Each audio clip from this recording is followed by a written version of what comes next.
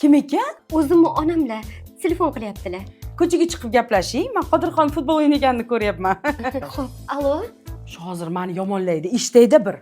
Ha, oyijon, qiynalmayapman. Hamma ovqatlarni qilyapman, qaynonam zo'rla. Shu hozir meni ko'rib qolib maqtadi-da. Ro'zg'or tinch, qaynosinglim bilan opa-singildek bo'lib ketganmiz. Sen nima qilyapsan bu yerda? Ona sizga yetkazaman deb poylab turibman. Jim, eshitib qolmasin. Qaynonam meni kelinmas, qizim deydilar. Ko'z tegmasin bir xilimiz-ey. Qara, endi yomonlasa kerak. Kutamiz. Oyijon ichkarida televizor ko'rib o'tiribdilar.